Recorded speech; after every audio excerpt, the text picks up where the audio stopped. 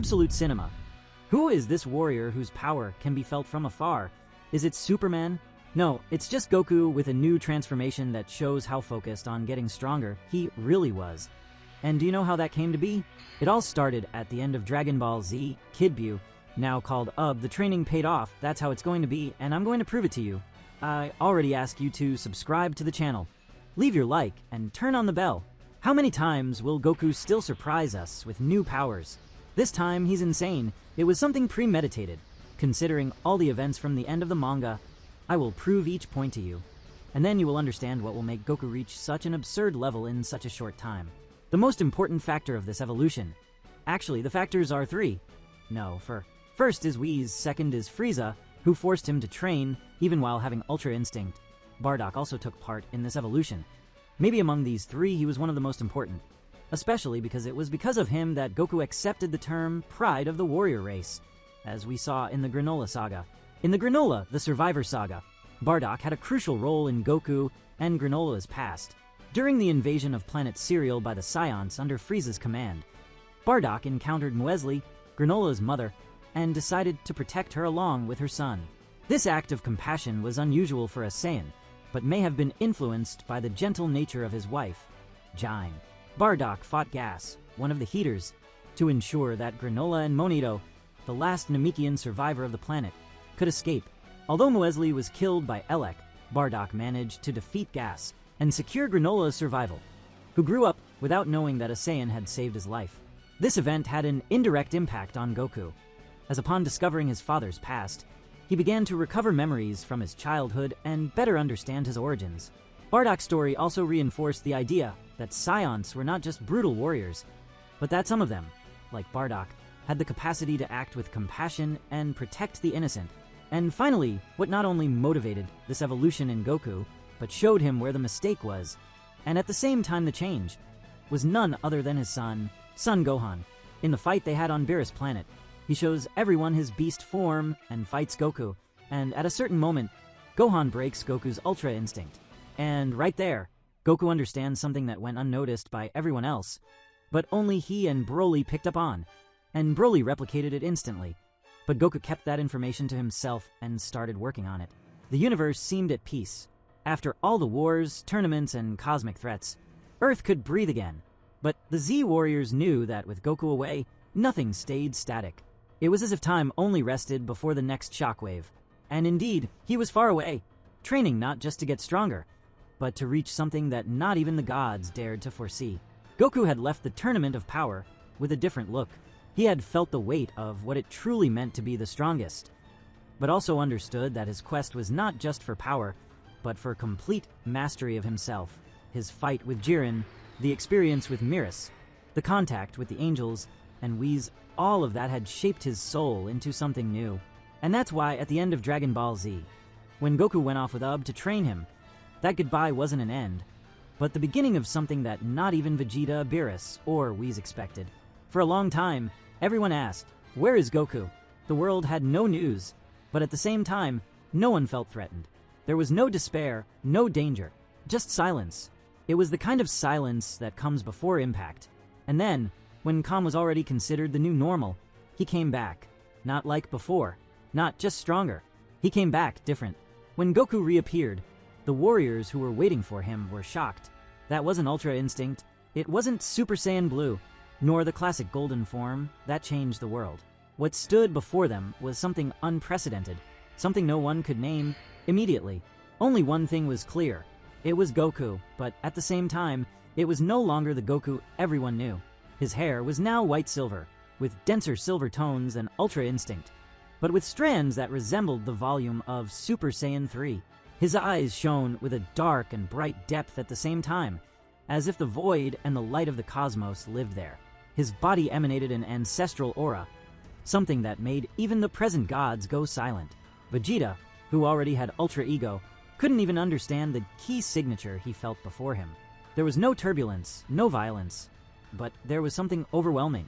It was as if Goku's energy moved between dimensions, distorting the perception of space around him. This new form was called, by Goku himself, Super Saiyan 5, but not as a simple numerical continuation of the previous scale. He made it clear. This form did not come from Super Saiyan 4 of GT, nor was it a direct continuation of Stage 3. Just as he once jumped from Super Saiyan 1 straight to 3 in the past, temporarily ignoring 2, he now again skipped a stage. The truth is that in the universe of Dragon Ball Daima, Goku had awakened a variation of Super Saiyan 4, using his primal power, his tail, and the ancestral link with the Oazarus. That transformation had been effective, powerful, but too demanding. It drained energy quickly, its maintenance was complex, and his emotional stability was compromised. Goku learned over time that raw power was not enough. He had faced many opponents since then, and learned the importance of maintaining focus and serenity during combat. Ultra Instinct had shown him that, but there were also limits to its application. That's why, while training with Goku began to understand that he didn't need to choose between the primal power of Super Saiyan 4 and the technical purity of Ultra Instinct. He could create something new, something that combined both aspects, without relying on the flaws of any previous forms. It was in this process that Super Saiyan 5 emerged, not a form created by divine lineage or by angelic teachings, but by self-mastery. He used the emotional and wild base of the primal form, the total awareness of Ultra Instinct, and channeled everything into a new stage, a stage that could only be reached after understanding what it means to be a Saiyan at its core, without denying his roots, and without depending on external standards. What he revealed then, at that moment when he returned, was more than just a transformation. It was a spiritual, physical, and energetic evolution. The gods fell silent. Whis showed a subtle smile. Beerus turned serious. And Vegeta clenched his fists, not out of anger, but out of recognition. He knew. He felt it. That was the true next step. Something no god of destruction, no angel, and no Saiyan had ever done until then. It was the moment where everything stopped, and the cinema of life, the universe itself, went mute. Goten, Gohan, Trunks, everyone else present was speechless.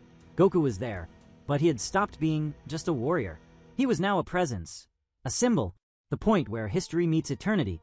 And that's why, when he launched the first blow, a simple punch, against a mountain in the distance, the impact wasn't just physical. The mountain disintegrated in silence. The blow crossed time, and beings from other galaxies felt the energy distortion.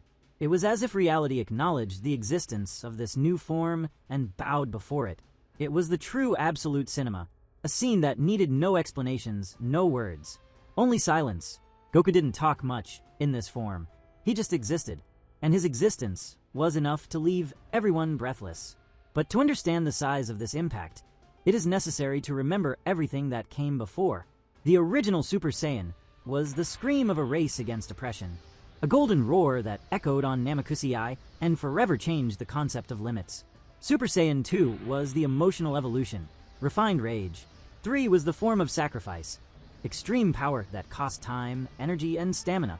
Blue, divine, was the mastery of ki at an almost absolute level, but still unstable when the mind wasn't focused. Ultra Instinct came to show that body and soul could react on their own, and Vegeta's ego brought the acceptance of damage, pride, and destruction as a source of power. All these forms, each with its own brilliance, were steps. But Super Saiyan 5 was not a step. It was the top of the staircase. It was the conclusion of a soul's journey. That's why, when it appeared, it wasn't just a new fighting form. It was an answer to everything. To the gods, to the enemies, to the allies, and to the audience. It was the moment where Goku stopped being a warrior and became a living legend. Absolute cinema, absolute silence. The image forever recorded in the retina of existence.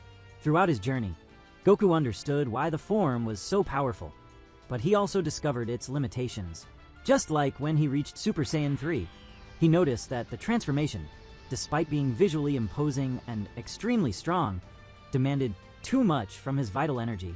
The stamina loss was brutal, and in prolonged fights, this could become fatal. This problem was worsened even more when he remembered the transition from his youth. When facing Majin Buu, he practically ignored Super Saiyan 2 and jumped straight to 3. That choice wasn't accidental. Goku was always guided by an almost instinctive intuition about which forms were sustainable and useful in real battle. And it was based on that same reasoning that he decided not to continue using Super Saiyan 4. One thing that everyone needs to know is that in Daima, he reveals at the end that Super Saiyan 4 was in his plans and that he trained for it. He just didn't know if it would work. something he has done several times, the last clear example being bringing forth Super Saiyan Blue Kaioken. Super Saiyan Blue Kaioken is a powerful technique used by Goku in Dragon Ball Super. This form combines Super Saiyan Blue with Kaioken, a technique taught by King Kai, which multiplies the user's strength by a specific factor. Upon activating this transformation, Goku envelopes his body in an intense blue aura, overlaid by the vibrant red aura of Kaioken. This drastically increases his speed, strength, and reflexes, allowing him to fight against much more powerful enemies. However, this technique has a great risk. Kaioken requires absolute energy control, and combining it with Super Saiyan Blue can cause severe damage to Goku's body if used for too long. This form was used for the first time against Hit, the assassin from Universe 6, during the tournament between Universes 6 and 7. Goku activated Kaioken 10 times to overcome Hit's time skip technique, impressing even the gods of destruction. Anyway, after the events of Daima, with his body restored to its adult form and full control of his abilities returning, Goku chose to step away again from the daily life of the gods and the battlefields of the multiverses. He realized that his time as protector of Universe 7 was turning into something deeper, so much so that he handed over the Key of Earth to Gohan, being able to start the end of Z and now sought completeness. And it was then that he remembered his promise to the boy Ub. At the end of Dragon Ball Z, Goku promised to train that mysterious young boy, reincarnation of the evil Kid Buu, but now with a pure heart and gigantic energy. Super Saiyan 4, in essence, was a return to the roots, a primal Saiyan, with the power of the giant ape contained in a humanoid body. In GT, this form was achieved with the tail and staring directly at the artificial moon. In Daima, it was treated more instinctively, a natural evolution after the reactivation of the repressed Saiyan heritage. In both versions, its appearance was similar: long dark hair, red eyes, and a body covered in fur. But in terms of energy, there were nuances. The Daima version was more spiritualized, more mystical, while the GT one was more brutal, based on tamed savagery. Super Saiyan 5, on the other hand, moves visually away from these two approaches. It does not depend on the tail, nor the moon. It is achieved by those who fully master their ki, their instinct, and their emotions. Visually, Goku's body in this form carries an almost divine aura, not like that of the gods of destruction, but something more ancestral. Long silver hair with dark strands, slightly luminous skin, translucent eyes, almost feline, and an aura that pulses in waves of calm and intensity. The form itself doesn't scream for attention, but commands respect for the serenity it emanates. The end of Z has always been a question mark in Dragon Ball's chronology. Set 10 years after the defeat of Majin Buu, this epilogue showed Goku meeting Ub for the first time at the World Tournament and deciding to train him. But now, with the new series like Super and Daima, many wonder, does that ending still make sense? The answer is yes, but with new layers. The end of Z can be reinterpreted as the closing of a cycle and the beginning of a new era, where Goku is no longer just a warrior. He becomes a master, a symbol of balance. And the existence of Super Saiyan 5 as his final form at that point in the story reinforces this idea. He doesn't appear at the tournament using the new form, but he already masters it.